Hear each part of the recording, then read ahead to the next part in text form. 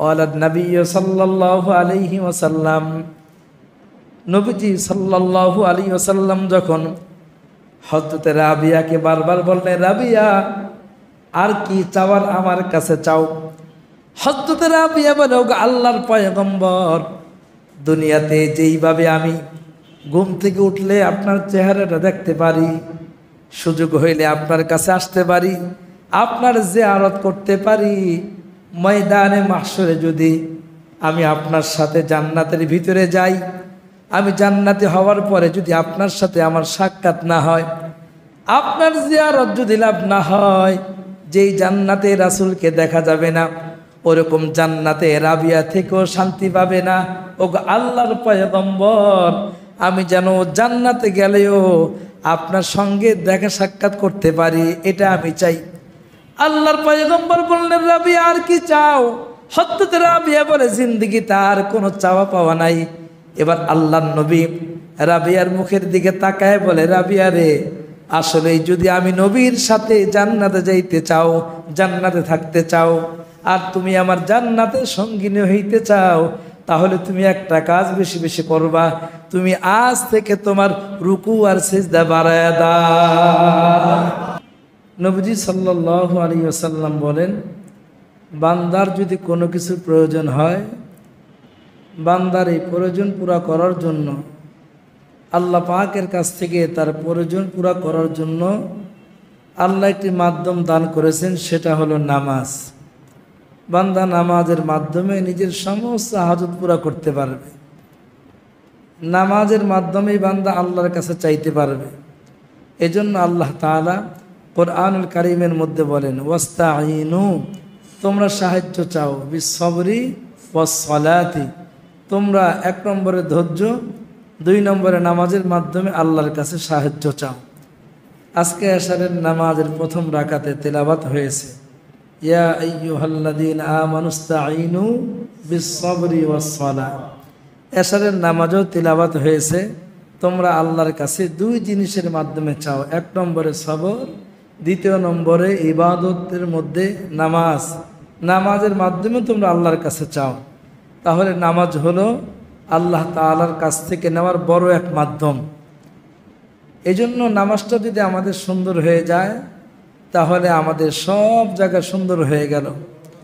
নবীজি সাল্লাল্লাহু আলাইহি ওয়াসাল্লাম সাহাবায়ে কেরামকে সামনে করে বলেন, মুসনাদে আহমদ কিতাবের মধ্যে আসছে, ইমাম আহমদ বিন হাম্বল রহিমাহুল্লাহ তিনি বলেন, প্রিয় নবীজি সাল্লাল্লাহু আলাইহি ওয়াসাল্লাম সাহাবায়ে কেরামকে সামনে করে বলেন, ও সাহাবায়ে কেরাম, আসওয়াউন নাসি সারিকাতান, আসওয়াউন নাসি সারিকাতান, তোমরা কি নিকৃষ্ট চোর কে জানো? এই সম্পর্কে কি তোমাদের জানা আছে? সাহাবায়ে কেরাম রাদিয়াল্লাহু তাআলা আনহু আল্লাহ নবীর এই কথা শুনবার পরে রাসূল নিজেই বললেন, আল্লাযী ইয়াসরিকু মিন সালাতিহি, অর্থাৎ দুনিয়ার মধ্যে সবচেয়ে নিকৃষ্ট চোর আমরা মনে করি টাকা চোর, গম চোর, চাল চোর। রাসূল বলেন সবচেয়ে নিকৃষ্ট চোর হলো যে নামাজের মধ্যে চুরি করে। বলেন কোথায় চুরি করে? মুসনাদে আহমদ কিতাবের মধ্যে আসছে। সাহাবায়ে কেরাম আশ্চর্য হয়ে গেছে, ও আল্লাহর পয়গম্বর, নামাজের মধ্যে মানুষ কিভাবে চুরি করে? সে তো নামাজে থাকে। নবীজি বললেন, হ্যাঁ, নামাজের মধ্যে মানুষ চুরি করে। কিভাবে? রাসূল বললেন, কিভাবে চুরি করে? সাহাবায়ে কেরাম রাদিয়াল্লাহু তাআলা আনহু যখন এই প্রশ্ন করলেন, ইয়া রাসূলুল্লাহ, ওয়া কাইফা ইয়াসরিকু মিন সালাতিহি, মানুষ তার নামাজের মধ্যে কিভাবে চুরি করে? নবীজি সাল্লাল্লাহু আলাইহি ওয়াসাল্লাম বললেন, লা ইউতিম্মু রুকুআহা ওয়ালা সুজুদাহা, মানুষ তার নামাজের মধ্যে চুরি করার অর্থ হলো লা ইউতিম্মু রুকুআহা, সে তার রুকুকে পরিপূর্ণ করে না। দেখবেন অনেকে রুকু করে অর্ধেক, যেইভাবে রুকু করার দরকার ওইভাবে করে না। যদি আল্লাহ আপনাদেরকে আগামী সপ্তাহে কবুল করেন, 15 জন মুফতি সাহেব থাকবেন, ওনারা আপনাদেরকে রুকু কিভাবে করে, সিজদা কিভাবে করে পুঙ্খানুপুঙ্খানুভাবে বুঝায় দিবে। আল্লাহ তাআলা আমাদেরকে আসার তৌফিক দান করে, আমিন। আগামী সপ্তাহে আর লম্বা চূড়া কোনো আলোচনা হবে না। নামাজের পরে সংক্ষিপ্ত একটু কথা বলেই, নামাজের কিছু মাসআলা বলে নামাজও পড়ানো হবে, মাসআলাও বলা হবে। রুকুর মাসআলা কি, সেজদার মাসআলা কি, নামাজের মধ্যে ভুল হইলে আপনি নামাজটা কিভাবে পড়বেন, রুকুতে ভুল হইলে এই নামাজটা আপনি কীভাবে আদায় করবেন, এই মাসআলাগুলো বলা হবে। তো যেটা বলতেছিলাম, নবীজি বললেন নামাজের মধ্যে যার রুকু সুন্দর হয় না, রুকুর হক আদায় করে না। এখন রুকু কাকে বলে এটাই তো আমি বুঝি না, রুকু দেওয়ার সিস্টেমই তো আমি জানি না। ওয়ালা সুজুদাহা, এবং বান্দা তার সেজদা ঠিক মতো আদায় করে না। সেজদা কিভাবে দিতে হয়, আগে নাক, আগে কপাল, নাকি আগে হাত, কিভাবে দিতে হয় এটাই তো আমার জানা নাই। রাসূল বলেন সে তার সেজদাকে ঠিক মতো আদায় করে না। যেই ব্যক্তি নামাজের মধ্যে রুকু এবং সেজদা, অর্থাৎ নামাজ যেইভাবে রাসূল পড়েছেন, সাহাবায়ে কেরাম যেইভাবে আদায় করেছেন, এর বিকল্প নামাজ আদায় করলে আমি দুনিয়ার সবচেয়ে নিকৃষ্ট, বলে না, আমি দুনিয়ার সবচেয়ে নিকৃষ্ট চোর, যদি আমার নামাজ যেইভাবে রাসূল শিক্ষা দিয়েছেন ওইভাবে না হয়। এই জন্য ইমামে আহমদ বিন হাম্বল রাহিমাহুল্লাহ তিনি বলেন, যখন বান্দার রুকু আর সেজদা ঠিক হবে না, তখন সে হবে দুনিয়ার নিকৃষ্ট চোর। আর এই নিকৃষ্ট চোর থেকে বাঁচার জন্য আপনাকে আমাকে নামাজের রুকু সেজদা প্র্যাকটিক্যালি শিখতে হবে। দেখেন, ডাক্তার 4 বছর ডাক্তারি পাস করে, 50-60 লক্ষ টাকা দিয়ে সে ডাক্তারি পাস করে। এই 50-60 লক্ষ টাকা দিয়ে ডাক্তারি পাস করবার পরে হাতে কাগজ আসার পরে সে আবার 1-2 বছর কোনো একজন ডাক্তারের সাথে থেকে সে কিভাবে কাটে, কিভাবে সেলাই করতে হয়, কিভাবে কোন থেকে কাটতে হয়, কিভাবে রুগীকে শোয়াইতে হয়, এটা সে প্র্যাকটিক্যালি আবার খাতায় কলমে না, হাতে কলমে, হাতে ছুরি দেওয়া ধরে ধরে শিখাইয়া দেয়, এইভাবে সিজার করতে হয়। তাহলে ডাক্তার সাহেব যদি 4 বছর ডাক্তারি শেখার পরে তারপরে যদি তার একজন ডাক্তারের সোহবতে থাইকা তার ডাক্তারি শিখতে হয়, তাহলে নামাজ আমি কোরআন হাদিস থেকে শিখলাম, এর প্র্যাকটিক্যালে যদি কোনো আল্লাহওয়ালার কাছ থেকে না শিখি, তাহলে আমার নামাজটা সুন্দর হবে না। মুহাম্মাদুল্লাহ হাফিজ হুজুর রহমতুল্লাহ আলাই বলেন, রহমতুল্লাহ আলাই, আকাবেরদের নামাজটা রহমতুল্লাহ আলাই বলতে হয়। মুহাম্মাদুল্লাহ হাফিজ হুজুর রহমতুল্লাহ আলাইহি বলেন, রহমতুল্লাহ আলাইহি। আল্লাহর বান্দা হজ অথবা উমরার সফরে গিয়েছেন, সেই বাইতুল্লাহতে একজন মানুষ হাফিজ হুজুরের নামাজ দেখলেন, নামাজ দেখার পরে পিছনে দাঁড়ায় আছেন। এবার যখন সালাম ফিরাইছেন, ওই আরবের লোকটা এসে বলতেছে, আপনি কি আশরাফ আলী থানভীর মুরিদ? সুবহানাল্লাহ কইবেন না? কারণ তার পিঠে তো লেখা নাই যে আশরাফ আলী থানভীর মুরিদ। মুহাম্মাদুল্লাহ হাফিজি বললেন, হাল তারিফুনি, তুমি আমারে কিভাবে চিনলা? তুমি কি ওখানে গিয়েছো, আমাকে দেখেছো? আরবের সেই লোকটা বলে, না, আমি সেখানেও যাইনি, ওই দরবারে তোমাকে দেখিও নাই। তাহলে আমি যে মুহাম্মাদুল্লাহ হাফিজ হুজুরের শাগরিদ তুমি কিভাবে চিনলা? ওই আরব মুহাম্মাদুল্লাহ হাফিজ হুজুর রহমতুল্লাহ আলাইহির মুখের দিকে তাকায়া চোখের পানি ছেড়ে দিয়েছে আর বলতেছে, আরব হাফিজ হুজুরকে আমি তোমাকে এই জন্যই বলেছি, জিজ্ঞাসা করেছি, অনুমান করেছি, কারণ তুমি যে নামাজে দাঁড়াইছো, তোমার নামাজে দাঁড়ানো, তোমার রুকু, তোমার সেজদা, তোমার পোশাক, তোমার টুপি, সব কিছু কেমন যেন হযরতে থানবীর পোশাক আর নামাজের সাথে মিলে যায়। তোমার রুকু আর সেজদা কেমন যেন আশরাফ আলী থানবীর সাথে মিলে যায়। মুহাম্মাদুল্লাহ হাফিজি তিনিও চেহারাটা লাল হয়ে গেছে, তিনিও আশ্চর্য হয়ে গেছে। তিনি বললেন, হ্যাঁ ভাই, আমি মুহাম্মাদুল্লাহ হাফিজি, আমি আশরাফ আলী থানবীর মুরিদ, তার কাছ থেকে আমি এইভাবে পোশাকাতে ইবাদত প্র্যাকটিক্যালি শিখেছি। সুবহানাল্লাহ। এজন্য আমার ভাই, আমার নামাজটা এরকম হওয়া চাই, আমার নামাজ দেখলেই যেন বুঝতে পারে, না এই লোকটা মনে হয় কোনো আলেমের কাছে গিয়ে নামাজ শিখেছে, এত সুন্দর নামাজ পড়ে, নিখুঁত, নামাজের মধ্যে কোনো ভেজাল নাই, নিখুঁতভাবে নামাজ পড়েছে। আহারে কত সুন্দর করে সে সিজদা দিছে, দিলটা জোড়ায় গেল, কত সুন্দর সে দাঁড়াইছে, মনে হয় একজন আল্লাহর ওলি দাঁড়ায় আছে, একজন মুফতি সাহেব নামাজ পড়তেছে। নামাজটা এরকম হইতে হবে। আপনার আমার নামাজ যদি এরকম হয় তাহলে এই নামাজ সুন্দর হয়ে গেলে নবীজি বলেন যার নামাজটা সুন্দর হয়ে যাবে, সহি হয়ে যাবে, আল্লাহ পাক তার সমস্ত আমল শুদ্ধতার ঘোষণা দেয়া দিবেন। সুবহানাল্লাহ। হযরতে রাবিয়া রাদিয়াল্লাহু তাআলা আনহু আল্লাহর নবীর খাদেম ছিলেন। তিনি নবীজির তাহাজ্জুদের সময় পানি আগায় দিতেন, বাসায় যেতেন না। নবীজি যেখানে ঘুমিয়ে আছেন নবীজির কামরার পাশেই সারা রাত্র ঘুমায় থাকতেন। কখন আমার পেয়ারা হাবিব উঠবেন এবং আমি তাকে ওযু করার জন্য পানি আগায় দিব, রাসূল তাহাজ্জুদ পড়বেন, ফজরের নামাজ পড়বেন। তিনি এইভাবে বছরের পর বছর খেজমত করেছেন। নবীজি সাল্লাল্লাহু আলাইহি ওয়াসাল্লাম শীতের রাত্রি, যারা হজে গেছেন শীতের সময় তারা বুঝবেন মক্কাতে যেমন গরম আবার ওরকম ঠান্ডা পড়ে। আমরা ডিসেম্বরে উমরা গিয়েছিলাম, 2019 ডিসেম্বরে উমরা গিয়েছিলাম।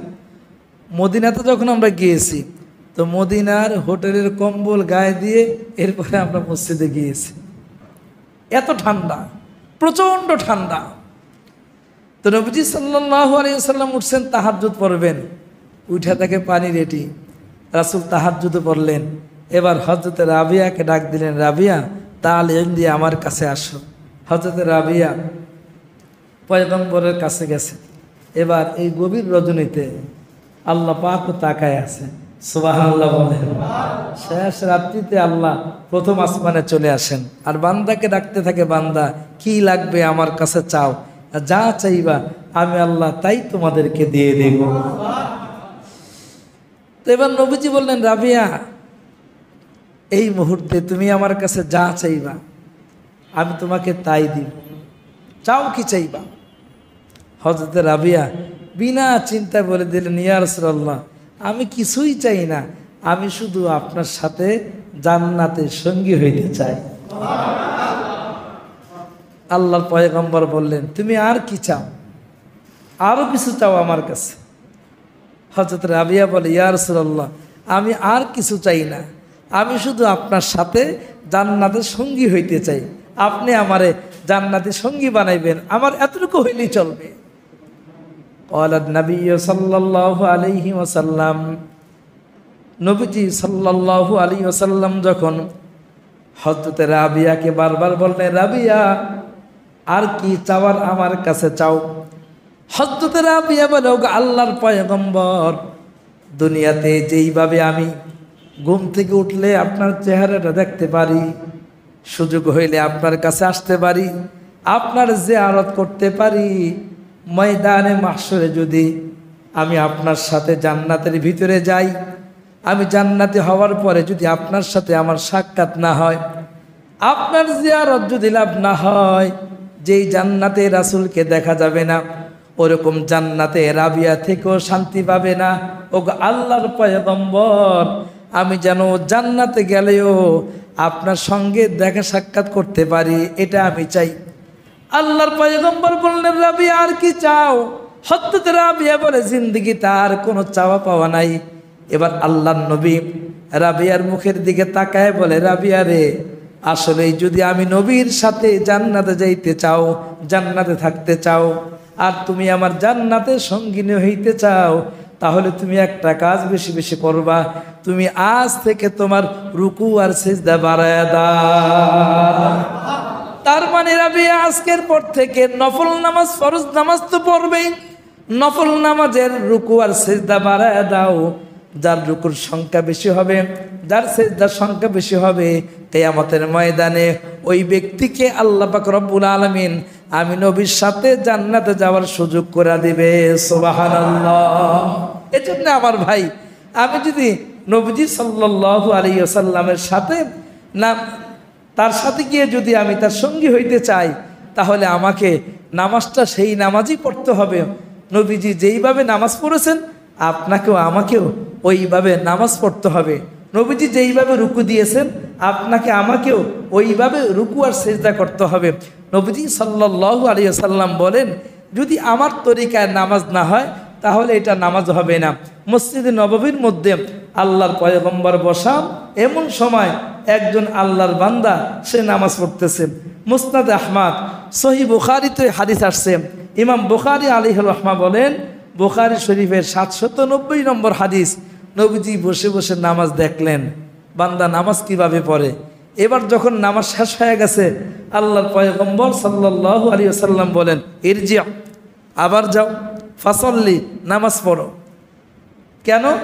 রাসূল বললেন, ফাইন্নাকা লাম তুসল্লি, তুমি নামাজ পড়ো নাই। অথচ এইমাত্র নামাজ পড়েছে। রাসূল বলেন, ইরজি, আবার যাও, ফাসল্লি, তুমি নামাজ পড়ো, কারণ ফাইন্নাকা লাম তুসল্লি, তুমি নামাজ পড়ো নাই। রাসূল এই কথা কেন বললেন? রাসূল তাকায় তাকায় দেখেছেন নামাজে দাঁড়াইছে ঠিক, তার রুকু হয় নাই, তার সেজদা হয় নাই। ইমাম বুখারী আলাইহির রাহমা বলেন যে এই নামাজের রুকু আর সেজদা নবীজির তরিকা মতো হয় না, ওই নামাজেই না নবীজির সাহাবী আবার দ্বিতীয়বার মসজিদে নববীতে নামাজ পড়লেন, এরপরে বের হইলেন। এজন্য আমার ভাই, আপনি আমি শুধু মসজিদে আসি, কখন মসজিদ থেকে বের হয়ে যাব। মাঝে মাঝে মনে হয় মসজিদে মনে হয় আগুন লেগে গেছে, দে দৌড়, বাড়িতে গিয়ে দেখে জুতা নিয়ে গেছে, নতুন জুতা, পুরান জুতা নিয়ে আসছে, তার কোনো খবর নাই। তো বিবি যখন জুতা ঘরে ঢুকায়, তো বিবি বলে, কী ব্যাপার, নতুন জুতা না নিয়ে গেলেন? জুতা তো ঠিকই আছে, কিন্তু পুরান পুরান মনে হয়। এবার ভালো করে তাকায় দেখে কথা তো ঠিকই, পুরান জুতাই তো পরে আসছি।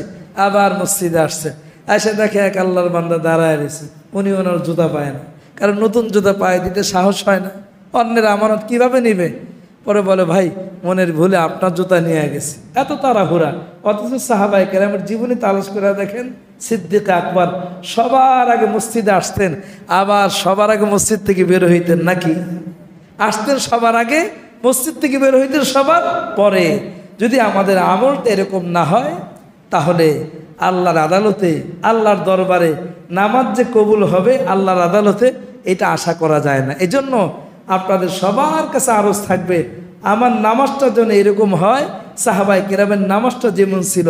সাহাবায়ে কেরামের তরিকা যদি নামাজ হয়, নবীর তরিকা যদি নামাজ হয়, তাহলে আল্লাহ পাক রব্বুল আলামিন এই নামাজের মাধ্যমে আমার সকল আমলের শুদ্ধতার ঘোষণা দিবেন। আল্লাহ পাক রব্বুল আলামিন আমাদেরকে নামাজের শুদ্ধতার জন্য আপ্রাণ মেহনত করবার তৌফিক দান করে, আমিন। দেখেন, আমরা যারা চরমনাইতে যাই অথবা চরমনাইতে মুরিদ হয়েছি, আমাদের কিন্তু মাসে একদিন নামাজ শেখানো হয়, হয় কি হয় না? কিন্তু আফসোস লাগে, আমিও তো ওই সকল মজমায় বয়ান করি, যখন নামাজ শেখানো হয় তখন কিন্তু লোক পাওয়া যায় না। বলেন কথাটা সত্য বললাম না মিথ্যা বললাম?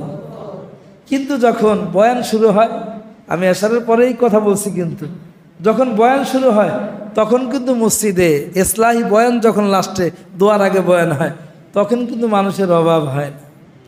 আমার দরকার ছিল কিন্তু এশারের আগে নামাজ শিখতে আসার দরকার ছিল। আপনি কি নামাজ শিখছেন? যতবার নামাজ শিখবেন ততবার নামাজকে মহব্বত করেন, এটা তার প্রমাণ। এই জন্যে আমার ভাই, নামাজকে শিখতে হবে। আর আপনি নামাজ শেখার জন্য যেই জায়গার মধ্যে আসতেন, এই জায়গাটা কি? এই যে আমরা এখন যেখানে বসা আছি, এই জায়গাটা কি? দুনিয়ার মধ্যে সবচেয়ে উত্তম জায়গা কোনটি? রাসূলুল্লাহ সাল্লাল্লাহু আলাইহি ওয়াসাল্লাম বলেন, ইমাম মুসলিম আলাইহির রাহমা বলেন, মুসলিম শরীফের হাদিস, ইমাম মুসলিম এই হাদিসটা বলেন, দুনিয়ার সবচেয়ে মহব্বতের জায়গা হলো আল্লাহর কাছে আহাব্বুল বিলাদ ইলাল্লাহি মাসাজিদুহা। সুবহানাল্লাহ বলেন, আহাব্বুল বিলাদ ইলাল্লাহি মাসাজিদুহা। ও নবী, আল্লাহ পাক বলেন, নবী, দুনিয়াতে যত জায়গা আছে সবচেয়ে মহব্বতের জায়গা হলো আমার কাছে মসজিদ সমূহ। সুবহানাল্লাহ। আর ওই মসজিদে আসলেও মুসল্লি বসে থাকতে চায় না, ভালো লাগে না, কত তাড়াতাড়ি বের হয়ে যাবে। এই যে মসজিদে আসার পরে আমার ভালো লাগে না, তাড়াতাড়ি বের হয়ে যায়, এরও একটা কারণ আছে। কারণ কি? যেই ব্যক্তির শরীরে গুনাহের বোঝা যত বেশি, যে যত গুনাহগার, ওই ব্যক্তি তত দ্রুত মসজিদ থেকে বের হয়ে যায়। আর যার যত গুনাহ কম আছে, ওই ব্যক্তি মসজিদের সময় বেশি দেয়, তার কাছে ভালো লাগে। মসজিদে না আসলে কেমন যেন মরা মরা মনে হয়। আর যার ইমানের শক্তি কম, গুনার শক্তি বেশি, ওই ব্যক্তির মসজিদে দিলই টেকে না। এজন্য রাসূল বলেন, আহাব্বুল বিলাদ ইলাল্লাহি মাসাজিদুহা। দুনিয়ার মধ্যে সবচেয়ে উত্তম জায়গা হলো মসজিদ সমূহ, আর নিকৃষ্ট জায়গা হলো বাজার। এখন তো বাজার বানাইতে হয় না, একটা দোকান হইলে একটা বাজার হয়ে যায়। একটা চার দোকানে 20 জন 25 জন। শুধু তাই না, চায়ের দোকানে গ্রামগঞ্জে যাবেন, ঢাকাতে একটু কম, গ্রামগঞ্জে দেখবেন মাগরিবের পর থেকে সিনেমা লাগে না, এক একটা 4 হোটেল 4 দোকানে এক একটা সিনেমা, এক একটা 4 দোকানে একটা সিনেমা। যেই 4 দোকানে টেলিভিশন নাই। আমি গত সপ্তাহে বাড়িতে গিয়েছিলাম, আমাদের গ্রামে দেখলাম যে এক দোকানে মানুষ খুব ভিড় জমাইছে। তো আমি বললাম ওই দোকানে তো টেলিভিশন নাই, ওখানে মানুষ ভিড় জমাইছে কেন? তো কাছে গিয়া দেখি একটা ছোট্ট মোবাইল, ওই মোবাইলের সিনেমা ছাইরা তো সবাই মোবাইলের দিকে তাকায় দিছে। তো বেচারাদের কাছে টেলিভিশন কেনার টাকা নাই, মোবাইল তো আছে, এজন্য মোবাইল একটা ছেড়ে দিয়ে সবাই মিলে ইস্তেমাই জামাতের সাথে মোবাইলের দিকে তাকায় আছে। রাসূল বলেন সবচেয়ে নিকৃষ্ট জায়গা হলো বাজার, আর এই বাজারের মধ্যে ঘন্টার পর ঘন্টা সময় দেয়া দেয়। আর মসজিদে জুমার বয়ান 10 মিনিট একটু বেশি হইলে, নামাজটা 5 মিনিট পরে দাঁড়াইলে মেজাজটা খারাপ হয়ে যায়। তখন মাসআলা আসে, কেন ওয়াক্ত মতো নামাজ পড়া? ইমাম সাহেব কি এটা জানে না? এই ইমাম সাহেব কি মাসালা পড়ে নাই? কেন তিনি 3 মিনিট দেরি করলেন? অনেক সময় ইমাম সাহেবের চাকরি নিয়ে টানাটানি হয়ে যায়, অথচ ইমাম সাহেব বেচারা তার দিলে থাকে কিভাবে মুসল্লিদেরকে আল্লাহর সাথে সম্পর্ক করায় দেওয়া যায়, একটু বেশি সময় মসজিদে রাখা যায়। কিয়ামতের আগে একটা সময় আসবে মানুষ নামাজও ঠিক মতো পড়বে না, শুধু মসজিদে আইসা বসবে। যেই লোক শুধু নিয়মিত মসজিদে আসবে সেই হবে ওই জামানার সবচেয়ে বড় আল্লাহওয়ালা। এই জন্য আমার ভাই, দুনিয়ার সবচেয়ে মহব্বতের জায়গা আল্লাহর কাছে হলো মসজিদ। আমরা মসজিদে বেশি সময় দেওয়ার চেষ্টা করি, এবং যদি সুযোগ থাকে মসজিদের কাজে সহযোগিতা করা, মসজিদ নির্মাণ করা, মসজিদের কাছে আগায় আসা। নবীজি সাল্লাল্লাহু আলাইহি ওয়াসাল্লাম বলেন, মান বানা লিল্লাহি মাসজিদান বানাল্লাহু লাহু বাইতান ফিল জান্নাহ। যেই ব্যক্তি আল্লাহকে রাজি খুশি করার জন্য একটা মসজিদ বানাবে, নবীজি বলেন আল্লাহ তাআলাও তার জন্য জান্নাতের মধ্যে একটা ঘর বানায় দিবে। সুবহানাল্লাহ। মুহতারাম হাজিরিন, এজন্য মসজিদের যদি কোনো কাজ থাকে মসজিদের কাজে আগায় আসা। নবীজি সাল্লাল্লাহু আলাইহি ওয়াসাল্লাম এই কথা বলেন যে মসজিদ কারা নির্মাণ করবে? 4 গুণ যার কাছে থাকবে এমন লোক মসজিদ নির্মাণ করবে। 1 নম্বরে মান আমানা বিল্লাহ, যেই ব্যক্তি ইন্নামা ইয়ামুরু মাসাজিদাল্লাহ, মসজিদ তো ওই ব্যক্তিরা বানাবে। মান আমানা বিল্লাহ, যে আল্লাহকে বিশ্বাস করে, আল্লাহর প্রতি যার আস্থা আছে, ওয়াল ইয়াউমিল আখির, এবং আখিরাতকে বিশ্বাস করে, এবং নিয়মিত নামাজ পড়ে, যাকাত আদায় করে। এই 4 গুণে গুণান্বিত যারা, তারা হলো মসজিদের কাজে আগায় আসে। এজন্য আমার ভাই, মসজিদের কাজ যদি কখনো যে জায়গায় হোক, যেখানেই হোক, মসজিদের কাজ যদি কখনো হয়, মসজিদের ওই কাজে আন্তরিকতার সাথে আগায় আসা। আল্লাহ পাক রব্বুল আলামিন আমাদের সকলকে মসজিদে আন্তরিকতার সাথে মসজিদের কাজগুলো করবার তৌফিক দান করে, আমিন। মুহতারাম হাজিরিন, গত সপ্তাহে আমাদের এক ভাই প্রশ্ন করেছিলেন, হুজুর জুমার নামাজে আসলে আর জুমার নামাজ পড়লে, ইমাম সাহেব হুজুর বয়ান করছেন কোন এক মসজিদের, যে এক জুমার নামাজ থেকে আর এক জুমার নামাজে কেউ যদি জুমার নামাজে আসে, মধ্যখানে যে গুনাহগুলা হয় আল্লাহ তাআলা এই গুনাহগুলা মাফ করে দেয়। সুবহানাল্লাহ। কিন্তু দোস্ত, ওই ভদ্রলোক জানার ইচ্ছা হলো, আমি এক জুমা থেকে আরেক জুমা পর্যন্ত আমি তো কোনো নামাজই পড়লাম না, যদি এক জুমা থেকে আরেক জুমা আসলে যদি গুনাহ মাফ হয়ে যায়, তাহলে মাঝখানে আর কষ্ট করে ফজর, আসর, মাগরিব, এশা এই নামাজগুলা কেন পড়তে হয়? আমাকে প্রশ্ন করছে। মাশাআল্লাহ, ভালো কথা। আমিও খুব কষ্ট করে হাদিস থেকে একেবারে দলিল সহকারে নিয়ে আসছি। মুসলিম শরীফের কিতাবের মধ্যে আসছে, ইমাম মুসলিম রহমতুল্লাহি আলাইহি বলেন, মুসনাদ শরীফের কিতাবের মধ্যে হাদিস আসছে, কোন ব্যক্তিকে আল্লাহ তাআলা জুমার নামাজ পড়ার কারণে গুনাহ মাফ করবে, আর গুনাহটা কি মাফ হবে এটাও জানতে হবে। কোন গুনাহ মাফ হবে আর গুনাহটা কিভাবে মাফ হবে?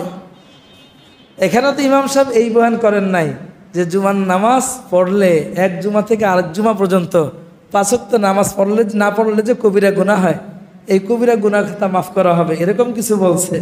বলে নাই।